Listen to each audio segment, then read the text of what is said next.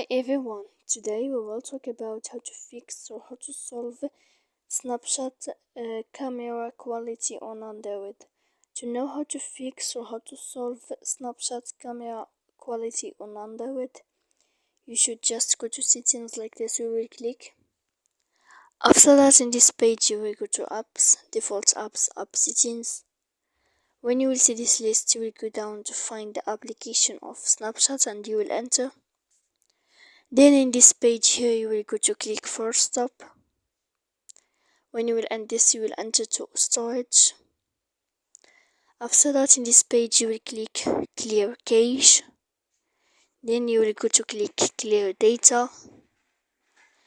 And after all that, you can update your application. So please don't forget to support us by like and subscribe. See you next time in another video.